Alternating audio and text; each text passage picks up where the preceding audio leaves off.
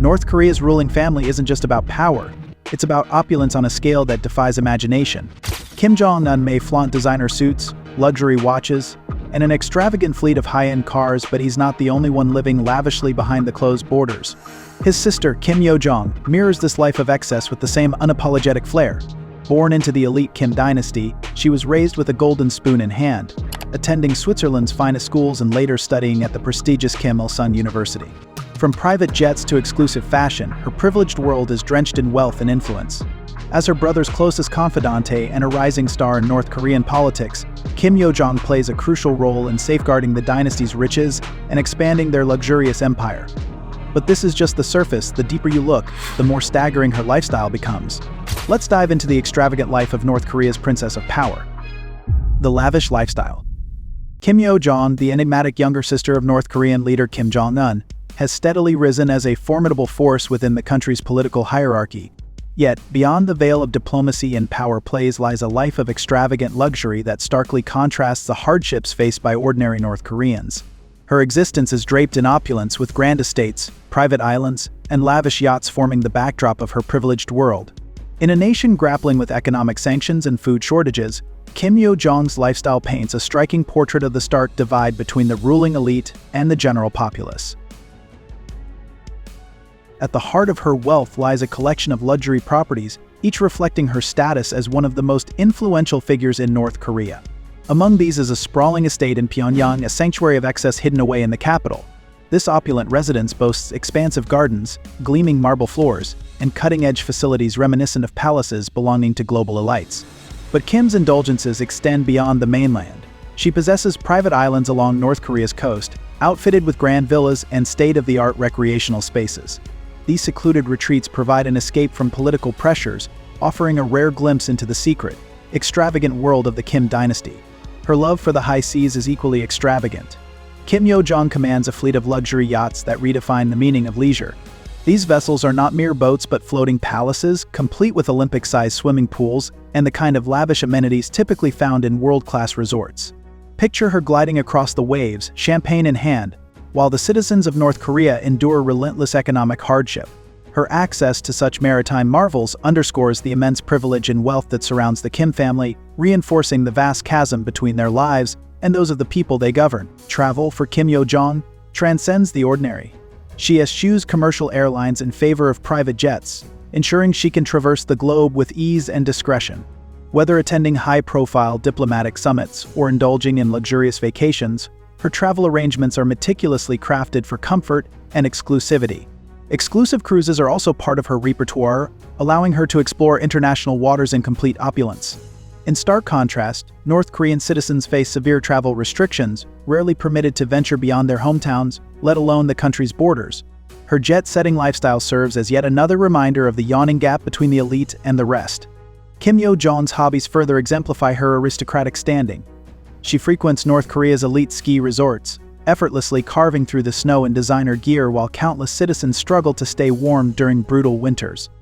Horseback riding, a pastime synonymous with nobility, is another of her favorite activities. Her stables, undoubtedly filled with the finest horses, offer a space where she projects both power and grace. Swimming is yet another indulgence, whether in the crystalline waters of her villa pools or aboard her luxurious yachts. Her ability to access these lavish experiences underscores her unparalleled position in North Korean society, a position built on immense inherited wealth, including stakes in major enterprises such as the South Korean gaming giant Nexon, valued at $2.5 billion. This fortune allows her to maintain her gilded lifestyle, but behind the glamour lies a regime infamous for secrecy and shadowy dealings that fund the dynasty's boundless extravagance. Kim Yo-jong's hidden wealth. Kim Yo-jong's influence extends far beyond her public image, reaching deep into the financial arteries of North Korea's shadow economy. At the core of her power lies Office 39, the regime's clandestine financial hub responsible for amassing vast wealth through both legal enterprises and illicit activities. This covert operation is the lifeblood of the Kim family's opulent lifestyle, funneling luxury goods and rewards to loyal elites while ordinary citizens struggle. Kim Yo-jong's rumored leadership role in Office 39 places her at the helm of a machine that orchestrates international smuggling, sanctions evasion, and luxury acquisitions, reinforcing the dynasty's grip on power. The Kim family's insatiable appetite for luxury is no secret, with fleets of high-end cars, designer wardrobes, and rare Swiss watches serving as symbols of their untouchable status. Every imported luxury car and piece of designer jewelry highlights the stark disparity between the ruling elite and the North Korean populace, who endure chronic food shortages and economic deprivation.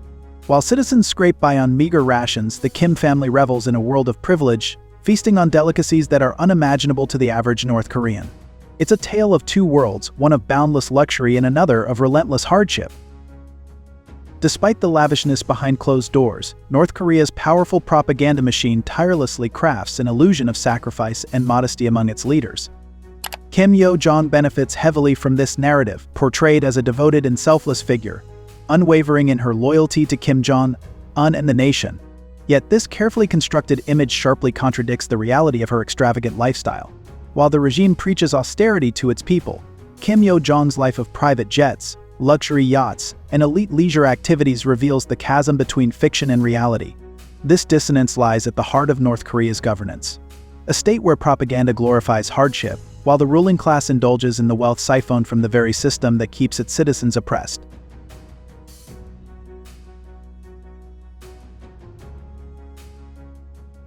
Kim Yo-jong's divide. Kim Yo-jong's life of luxury stands in stark contrast to the harsh realities faced by ordinary North Koreans, highlighting the deep divide between the ruling elite and the general population.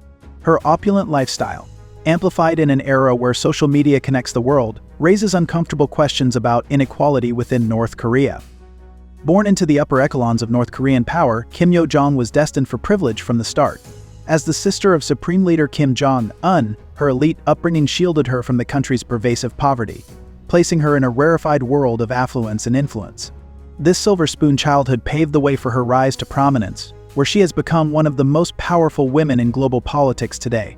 However, the juxtaposition between her life and that of ordinary citizens, who endure chronic shortages and harsh living conditions, serves as a sobering reminder of the vast inequalities that define North Korean society. Kim Yo-jong's role extends far beyond that of a sibling to the North Korean dictator. Over the years, she has amassed significant political power, holding key positions within the regime.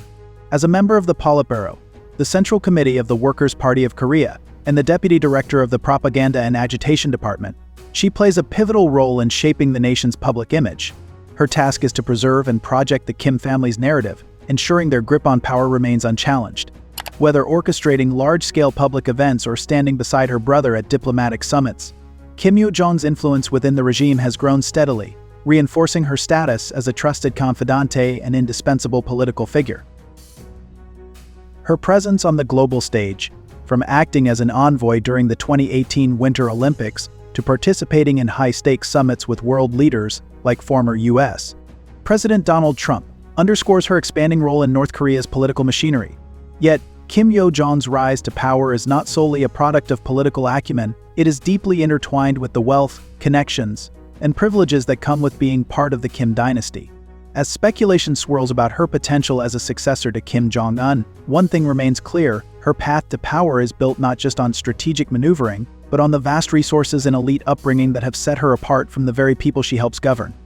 위험한 짓거리를 계속 행하는 경우 우리는 비루스는 물론 남조선 당국 것들도 박멸해 버리는 것으로 대답할 것입니다. Kim Yo-jong's privilege. From the moment of her birth, Kim Yo-jong's life was marked by privilege and extravagance as the youngest daughter of Kim Jong-il. As a member of the ruling Kim Dynasty, her existence unfolded in stark contrast to the realities faced by ordinary North Koreans. While the country grappled with poverty and famine, Kim Yo-jong and her family basked in unimaginable wealth. This glaring disparity only reinforced the Kim's position at the pinnacle of North Korean society, elevating them to an almost mythic status. The opulence she experienced from childhood shaped her worldview and solidified the family's grip on power. Kim Yo-jong's upbringing took place within the confines of the family's luxurious palaces, sanctuaries of excess that shielded the Kims from the outside world. These palatial estates, scattered across North Korea, boasted swimming pools, private cinemas, and sprawling gardens, lavish fortresses designed not only for comfort but to project the family's untouchable image. Such grandeur was inaccessible to the rest of the nation, further deepening the divide between the ruling elite and the population. Her surroundings served as a constant reminder of the dynasty's dominance and the carefully cultivated aura of invincibility that surrounded them. Her father, Kim Jong-il, famously indulged in French cognac and fine dining, habits he passed down to his children. This relentless pursuit of luxury underscored the family's ability to bypass sanctions, acquiring rare imports while ordinary citizens faced rationing and scarcity. Their unrelenting appetite for extravagance became a symbol of their defiance and wealth, a glaring contrast to the crumbling economy around them. Life within the inner circle of the Kims was characterized by exclusive gatherings, private performances, and boundless freedom. Kim Yo-jong, like her siblings, moved within elite circles shielded by loyal officials and military officers. While North Koreans lived under constant surveillance and strict state control, the Kim family operated above the law. Their lavish parties and access to the best entertainers highlighted the extent of their privilege. This dual reality, where the elite thrived while the masses endured hardship, fortified the dynasty's aura of omnipotence and untouchability. Kim Yo-jong's education mirrored the exceptional resources at her disposal. In the late 1990s, she and her brother, Kim Jong-un, were sent to Switzerland, where she attended a prestigious private school in Bern. Living under the alias Pak Myeon, she experienced life in a cosmopolitan environment far removed from the isolation of her homeland. This international education underscored the Kims' desire to shield their children from the harsh realities of North Korean life, while granting them access to the finest schooling the world had to offer. Her time abroad, though closely monitored, provided her with insights into Western culture and values, shaping her understanding of diplomacy and power. Kim Yo-jong's life of excess. One of the most striking symbols of the Kim family's lavish lifestyle is their deep-seated love for luxury cars. Despite the harsh international sanctions aimed at restricting North Korea's access to high-end goods, the Kim family has curated an impressive fleet of imported vehicles, including Mercedes-Benz, BMW, and Rolls-Royce models. These luxury cars are frequently seen ferrying Kim Jong-un and his entourage, a bold display of wealth and power. The regime's ability to circumvent sanctions is a testament to their resourcefulness, often relying on diplomatic channels or clandestine middlemen operating in countries such as China and Russia. This relentless pursuit of luxury underscores the family's desire to present themselves as untouchable, reinforcing their divine-like status within North Korean society. Beyond luxury automobiles, another unmistakable marker of the Kim family's wealth is their extensive collection of high-end Swiss watches. Both Kim Jong-il and Kim Jong have been photographed sporting timepieces from prestigious brands like Rolex and Patek Philippe, an unimaginable indulgence for the average North Korean citizen, many of whom struggle to secure basic necessities. Even Kim Yo-jong, though less publicly flamboyant, likely partakes in this tradition of opulence. For the Kim family, the possession of such rare and luxurious items serves a dual purpose, projecting superiority at home and signaling resilience to the outside world. Their ability to obtain these goods despite global restrictions is portrayed as evidence of their exceptionalism, reinforcing the notion that the Kim dynasty exists above the limitations imposed on ordinary people. The Kim family spending. The Kim family's lavish lifestyle stands in stark contrast to the daily struggles faced by ordinary North Koreans. At the heart of their opulence lies the Kumsasan Palace of the Sun, a sprawling, heavily fortified complex that serves as both a mausoleum and a monument to their enduring power. This grand structure houses the embalmed bodies of Kim Il Sung and Kim Jong-il, with its maintenance alone costing millions of dollars annually. Beyond its symbolic significance, the palace boasts cutting-edge security systems, making it one of the most impenetrable sites in the world. It stands as a testament to the family's desire to project invincibility and perpetuate their dynastic legacy. While the Kumsasan Palace is a public display of reverence for the Kim dynasty, Kim Jong-un's private beach house in Wonsan reflects a more personal indulgence. This coastal retreat, vastly different from the solemn grandeur of the mausoleum, is designed purely for leisure and relaxation. Nestled along pristine shores, the property features private beaches, expansive pools, and lush gardens, offering a secluded escape from the rigors of leadership. The contrast between this extravagant sanctuary and the cramped, state-assigned apartments that many North Koreans call home underscores the immense gulf between the ruling elite and the general population. Despite international sanctions aimed at curbing the import of luxury goods, the Kim family has amassed an enviable fleet of high-end cars. Kim Jong-un, known for his fascination with luxury vehicles, reportedly owns over 100 cars, including Rolls-Royce's Mercedes-Benz models and Audis. These vehicles serve not only as symbols of wealth but also as tools of political control, reinforcing Kim's image of power and dominance. Among his prized possessions is a custom Mercedes-Benz Maybach 600, valued at $1.7 million. This car, essentially a mobile fortress, features bulletproof windows, advanced security systems, and a bespoke interior. Smuggled into North Korea through an elaborate network of intermediaries, it exemplifies the lengths to which Kim will go to maintain his luxurious lifestyle. Luxury for the Kim family extends beyond cars and residences to the very fabric they wear. Kim Jong-un is frequently seen in custom-tailored suits crafted from the finest materials sourced globally, favoring Italian and French designers. His wardrobe choices are deliberate, designed to convey authority and sophistication. The ability to procure such rare and expensive items despite stringent sanctions highlights the depth of the smuggling networks that sustain the Kim family's opulence. Dining is another area where no expense is spared. While the average North Korean struggles with food scarcity, Kim Jong-un enjoys some of the rarest and most expensive delicacies available globally. His meals often include Kobe beef imported from Japan, Iranian caviar, and shark fin soup, luxuries even by international standards. A well-documented anecdote describes Kim consuming 10 bottles of French Bordeaux in a single evening, with some vintages costing upwards of $11,000 per bottle. Exotic fruits and rare ingredients, including matsutake mushrooms, are flown in to ensure that his dining experience remains unparalleled. This stark disparity between the ruler's table and the nation's food shortages exemplifies the extremes of privilege within the regime. Kim Jong-un's penchant for luxury extends to his modes of transport.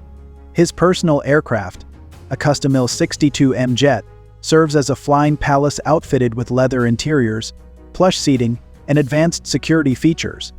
This jet allows him to travel discreetly and securely, reflecting his desire for both comfort and protection. Complementing his air travel, Kim also owns a $7 million yacht equipped with a helipad and lavish furnishings. This vessel, which stretches over 100 meters, allows for private coastal excursions and is often accompanied by smaller boats for added security. The yacht functions not just as a leisure craft but as a discreet means of movement, further insulating the Kim family from public view. Beyond North Korea's borders, the Kim family's wealth manifests in international real estate investments. Properties in financial hubs such as Singapore and Hong Kong provide potential safe havens and strategic assets. These investments offer privacy and security, ensuring that the family's fortune remains shielded from external scrutiny. Speculation around these properties intensified following Kim Jong-un's high-profile summit with U.S. President Donald Trump in Singapore in 2018. Managed discreetly through intermediaries, these holdings exemplify the family's far-reaching financial networks and their relentless pursuit of luxury and security, even on foreign soil. Kim Yo-jong's hidden indulgences. Among the most controversial facets of the Kim family's extravagant lifestyle is the existence of the Kipumjo or pleasure squad. This secretive group, composed of young women handpicked for their beauty and unwavering loyalty, is tasked with entertaining Kim Jong-un and his inner circle. Divided into specialized units responsible for entertainment, massage, and sexual companionship, the Kipumjo operates under a veil of secrecy. Members are subjected to rigorous political vetting and exhaustive medical examinations to ensure their virginity and allegiance. Although defectors have verified the group's existence, the full extent of their activities remains hidden from the world, symbolizing the Kim Dynasty's willingness to exploit their power to satisfy even the most controversial personal desires. When it comes to the most popular former president, who do you think takes the top spot? From the iconic hair of Donald Trump to Ivanka Trump's chic heels and Melania Trump's impeccable fashion sense, every member of the Trump family has added their own glamorous twist to the family fortune, catapulting their net worth to astonishing heights that might make your accountant shed a tear. By leveraging a savvy licensing strategy, the Trump name began gleaming on skyscrapers, hotels, and golf courses around the globe, shining as brightly as a Vegas marquee. While Donald's talent for transforming golden ideas into tangible realities is well known, the staggering scale of the Trump family's collective wealth might leave you doing a double take, wondering if you've underestimated the dazzling power of the Trump dynasty.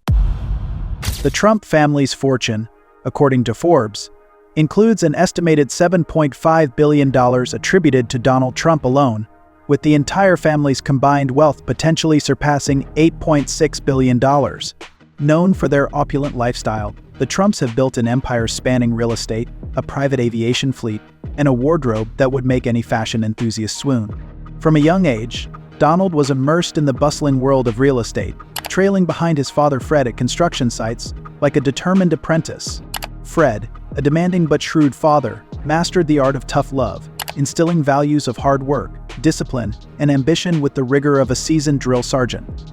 At 13, Donald was sent to the New York Military Academy, where he excelled academically and athletically, eventually becoming a captain and learning the fine art of polishing boots and giving orders. Upon joining Elizabeth Trump's son, Donald quickly proved his flair for deal-making and sharp eye for opportunity.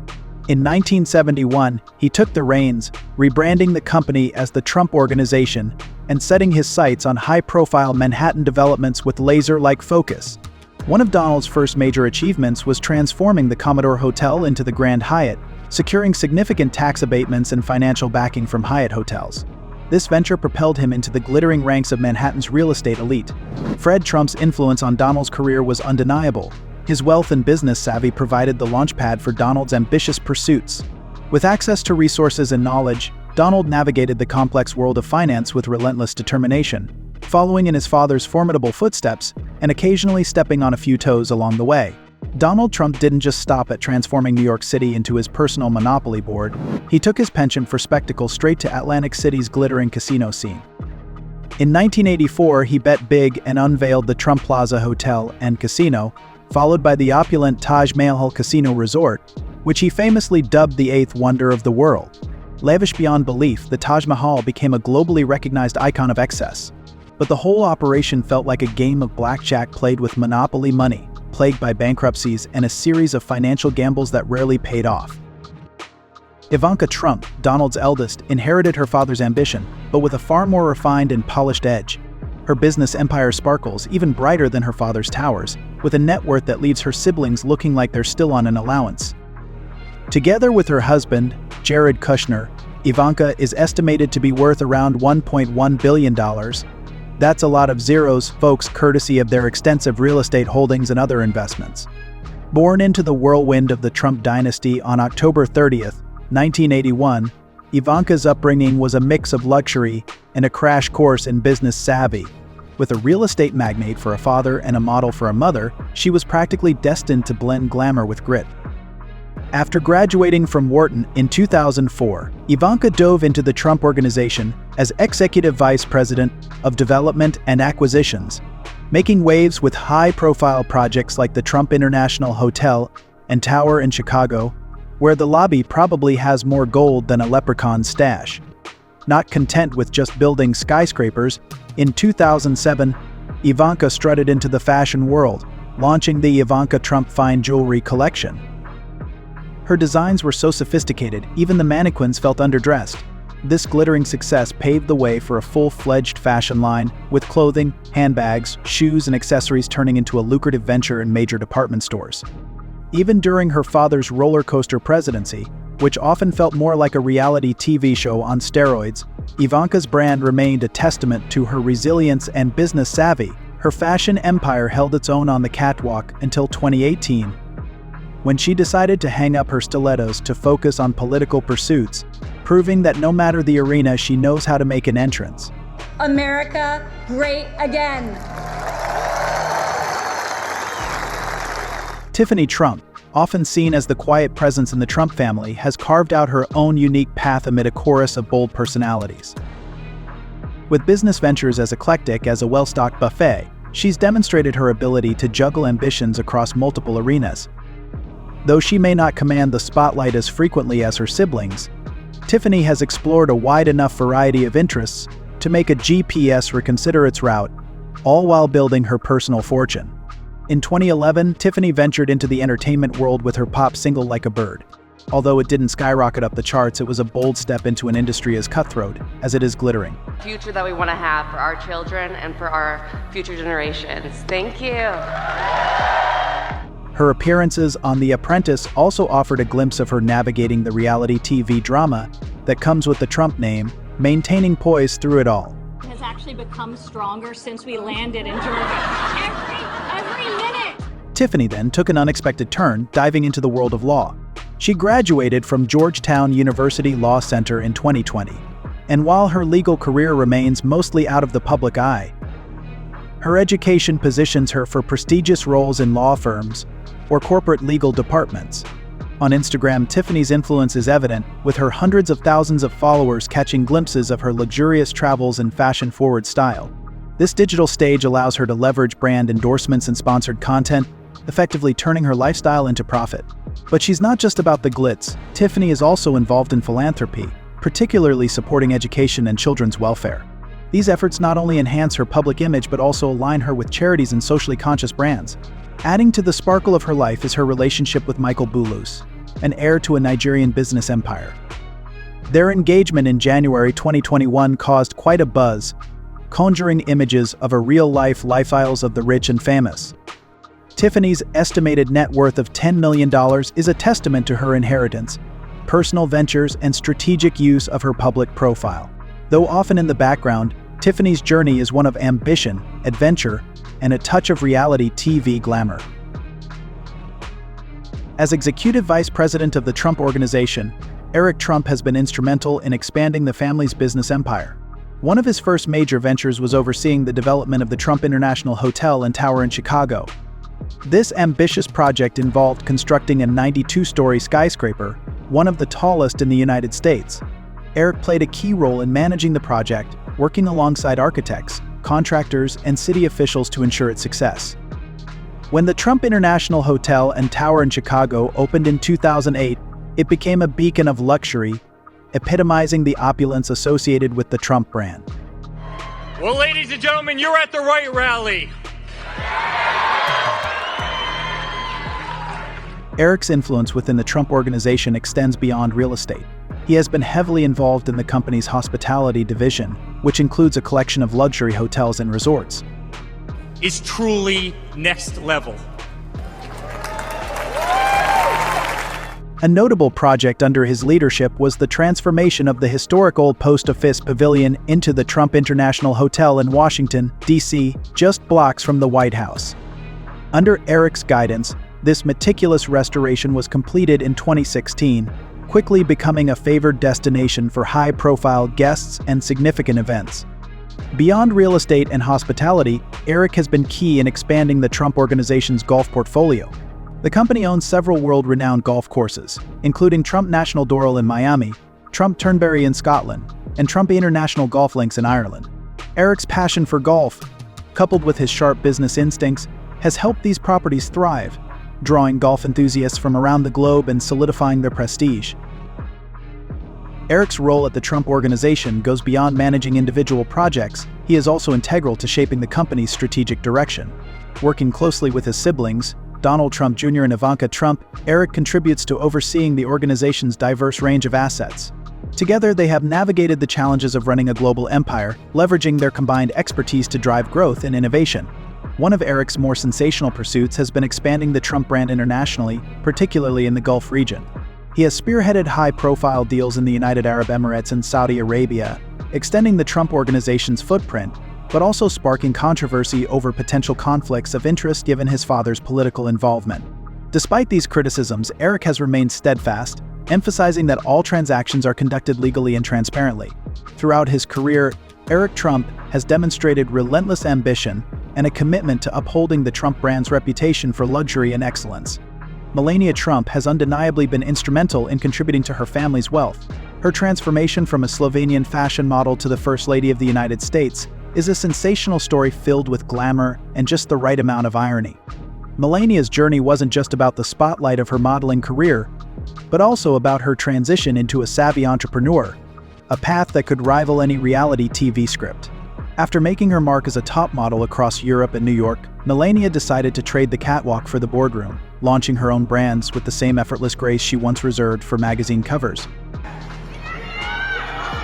Love you too.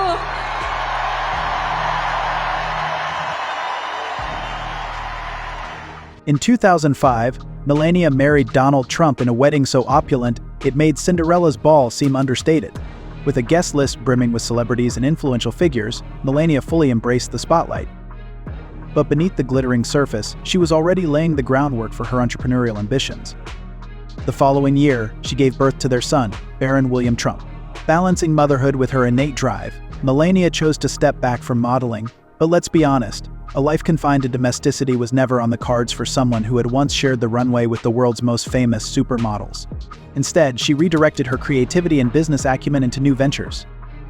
In 2010, Melania launched Melania timepieces and jewelry on QVC, demonstrating that her talent extended well beyond the runway. With prices ranging from $30 to $200, her jewelry line sought to bring a touch of sophistication to a broader audience. The collection resonated with consumers, making affordable luxury her hallmark. Buoyed by her success in jewelry, Melania stepped into the world of skincare in 2013, introducing Melania Caviar Complex C6. This wasn't just any ordinary face cream, it promised anti-aging properties worthy of a queen. Her skincare line quickly gained a dedicated following, with customers captivated by the indulgent allure of caviar-based products. The secret to Melania's success: a blend of trend-savvy instincts, a deep understanding of consumer desires, and the undeniable pull of the Trump brand. Her name alone was enough to sell almost anything, whether it was jewelry, skincare, or even just an aspirational lifestyle. Navigating the fiercely competitive beauty and fashion industries is no small feat, but Melania's determination and natural business flair kept her ahead of the curve. She thrived by embracing change, adapting seamlessly to new trends, much like she did during her years on the catwalk. Though Melania no longer maintains ties with her jewelry and skincare businesses, these ventures were crucial in building her wealth. According to Celebrity Net Worth, Melania boasts an impressive net worth of $50 million, a testament to her hard work, determination, and business savvy. Her transition from modeling to entrepreneurship also reshaped her public image. She was no longer just a model or the wife of a billionaire, but a successful businesswoman in her own right. This evolution helped establish Melania as an independent force, capable of charting her own path and achieving success on her own terms.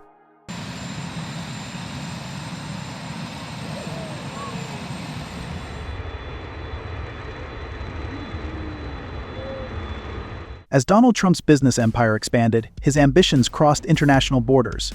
The Trump Organization reached beyond the U.S., acquiring and developing properties in some of the world's most prestigious locations.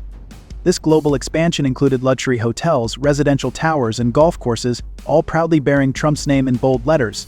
Among these ventures, his foray into the world of golf stood out, where Trump infused his signature flair into some of the most iconic fairways. The story begins in the early 1990s when Trump, never one to pass up an opportunity to turn adversity into opulence, acquired his first golf property, the Trump International Golf Club in West Palm Beach, Florida. Imagine this, transforming a former landfill into a golfer's paradise. From waste to wonder, Trump worked his magic. Designed by renowned architect Jim Fazio, the course opened in 1999 and quickly gained a reputation for its blend of luxury and challenge, offering a lavish experience with a side of golfing difficulty. Trump's next major move came in 2002 with the purchase of the Doral Resort and Spa in Miami, home to the famous Blue Monster course. The Blue Monster had been intimidating Pago pros for decades, and Trump was determined to enhance its legendary status. He poured over $200 million into renovations, ensuring that the Blue Monster lived up to its name, if not made it even meaner.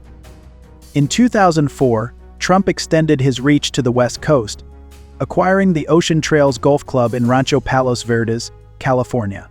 Renowned Trump National Golf Club Los Angeles, the course features breathtaking views of the Pacific Ocean and quickly became a favorite among Hollywood celebrities. Originally designed by Pete Dye, it underwent significant renovations under Trump's direction, transforming it into the world-class destination he envisioned.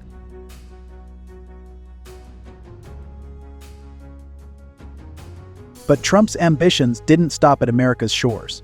In 2006, he set his sights on Scotland, the birthplace of golf. Purchasing the Meany estate in Aberdeenshire, he faced significant opposition from local residents and environmentalists. Yet, true to form, Trump persisted. After all, he never shies away from a good fight.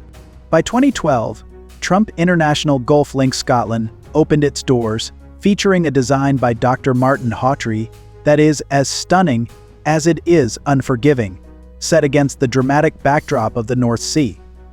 In 2014, Trump added another prestigious jewel to his collection, the iconic Turnberry Resort in Scotland. This legendary course, known for hosting multiple Open Championships, became the focus of Trump's significant investments in renovations. The Elsa course, redesigned by Martin Ebert, garnered both praise and controversy, proving once again that Trump's endeavors are never without headlines.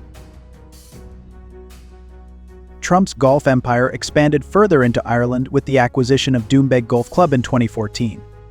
Renamed Trump International Golf Links and Hotel Doomig, this scenic course offers breathtaking coastal views and a challenging layout, as elusive as finding a four-leaf clover. Trump's considerable investments enhanced the course's global reputation, making it a sought-after destination for golf enthusiasts. Back in the US, Trump wasn't done making moves. In 2009, he acquired the Lowe's Island Club in Virginia, rebranding it as Trump National Golf Club Washington, D.C. Nestled along the Potomac River, the club features 2 championship courses perfect for those seeking a tee-off with a view of the nation's capital. In 2010, he purchased the Pine Hill Golf Club in New Jersey, transforming it into Trump National Golf Club Philadelphia. With Tom Fazio's design and views of the Philadelphia skyline, the club became a favorite among the area's elite. Earlier in 2002, Trump acquired Briarcliff Manor Country Club, now Trump National Golf Club Westchester. And in 2015, Trump Golf Links at Ferry Point opened in the Bronx. Featuring layouts and amenities that attract golfers from far and wide, Trump's ambitions extended beyond golf as he continued to expand his hotel empire globally. Trump International Hotel and Tower properties now grace cities such as Vancouver, Toronto, and Panama City, offering lavish accommodations in prime locations for high-end travelers. The Trump International Hotel and Tower Vancouver, for instance, boasts stunning city and mountain views, while the Toronto property stands as a beacon of luxury and service. His international ventures also embraced high-end residential living. Trump-branded properties in cities like Istanbul, Manila, and Mumbai showcase luxury living with refined finishes and state-of-the-art amenities. Trump Tower Istanbul, a twin tower complex featuring residential units, offices, and a shopping mall, stands as a symbol of modern luxury and a highlight of Istanbul's skyline. In 1985, Trump set his sights on Mar-a-Lago, recognizing its potential as an emblem of prestige and influence. His initial offer of $28 million was rejected, but Trump remained undeterred. As the market declined, he successfully acquired the estate for just $5 million, a fraction of its original price. He also paid $3 million for Marjorie Merriweather Post's antiques and furnishings, securing a treasure trove of historical artifacts. Trump's acquisition of Mar-a-Lago marked the beginning of a new era for the estate. In 1995, he transformed the mansion into an exclusive private club, opening its doors to the wealthy and powerful. The transformation was nothing short of extraordinary. Trump added a 20,000-square-foot ballroom, adorned with $7 million worth of gold leaf, and the estate soon became a testament to his affinity for opulence, with gold-plated sinks costing $100,000 in gold accents throughout. Mar-a-Lago's exclusivity and splendor attracted a high-profile clientele, with club members paying an initiation fee of $100,000 and annual dues of $14,000. After Trump's presidential victory, the initiation fee doubled to $200,000, making membership at Mar-a-Lago a symbol of unparalleled prestige. The roots of Trump's licensing empire reach back to the 1980s, a time when big hair, neon leg warmers, and shoulder pads defined the look. While most people were busy trying to master the moonwalk, Trump was busy crafting his real estate kingdom and perfecting his skills as the ultimate branding maestro. By then, Trump was already making waves in New York City with ambitious projects. Trump Tower, completed in 1983, wasn't just a building, it was a golden monument to his love of all things gilded. Its success, with the glitzy atrium and gleaming facade, revealed a key lesson to Trump: his name alone could be a jackpot. Trump's first foray into licensing came with the Trump Plaza Hotel and Casino in Atlantic City, which opened in 1984. This was a gamble in more ways than one, not just because it involved a casino, but because Trump was betting that his name would be an irresistible draw. It worked. The Trump name shone brighter than a Vegas marquee, attracting crowds eager to experience the luxury, or at least lose their money with some flair. By the late 1980s, Trump began testing his brand power beyond real estate.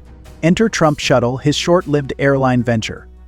In 1989, he acquired the Eastern Airlines Shuttle, rebranding it as Trump Shuttle with a promise of air travel as opulent as his Manhattan towers. It was essentially a flying Trump Tower, minus the stability. Although the Trump Shuttle faced its own financial turbulence and was sold in 1992, it showed that Trump was more than willing to put his name on anything, be it land or sky. I like to be non-controversial. Have you folks noticed that? Everyone says, don't mention safety. Don't talk about safety. Never bring it up. I bring it up because to me it's very important. Safety is the whole ballgame. The 1990s marked a pivotal turn in Trump's approach. Financial troubles had him seeking new ways to generate income, and licensing became his ticket out. Trump International Hotel and Tower in New York City, completed in 1997, was a shining example of this shift. Trump lent his name without taking on the financial burden of the entire project. It was a win-win. The developers got the prestigious Trump brand, and Trump got to keep the gold-plated perks without the headaches. The project's success underscored the power of his licensing strategy. Sometimes it's not what you build but what you call it that makes all the difference.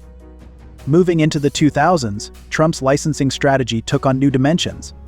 He began licensing his name to a range of products from home decor to bottled water. Trump Home, a line of luxury furniture launched in 2007, promised to bring a touch of Trump-style elegance into everyday living rooms. Trump Ice, his bottled water brand, capitalized on the same aura of sophistication. These ventures demonstrated Trump's knack for expanding his brand far beyond real estate into consumer goods. A major breakthrough in Trump's licensing game came in 2004 with the launch of The Apprentice. The reality show, starring Trump as both host and executive producer, became a cultural phenomenon. It not only amplified Trump's public persona but also boosted demand for his branded products and properties. The Apprentice made Trump synonymous with success and luxury, solidifying the value of his name as a marketing juggernaut.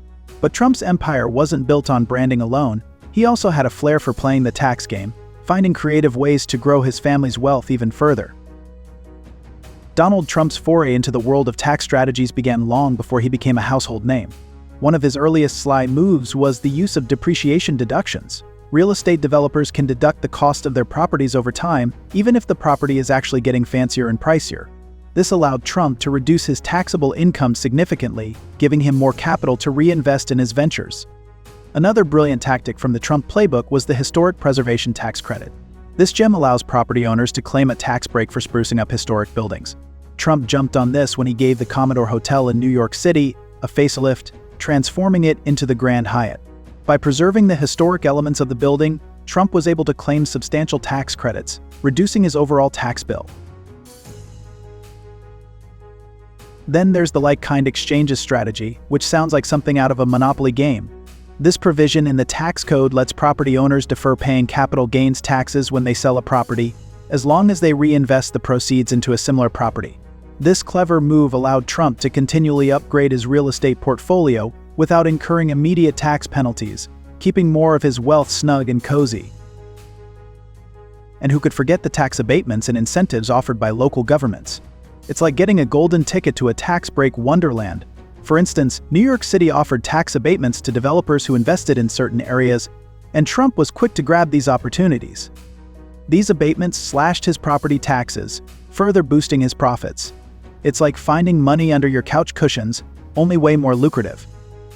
One of the most sensational aspects of Trump's early tax strategies was his use of shell companies. By creating a web of multiple entities to own and manage his properties, Trump was able to shift income and expenses between them, optimizing his tax position.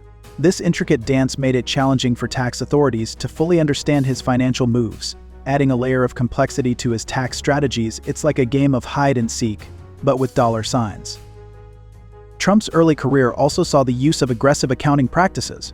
By pushing the boundaries of what could be considered a legitimate business expense, Trump was able to deduct a wide range of costs, from lavish office renovations to extravagant travel expenses. These deductions slashed his taxable income, allowing him to keep more of his earnings. It's like having your cake, eating it, and then writing off the calories. That's all we have for you in this video. If you're eager to explore more exciting content, just click on any of the cards on the screen.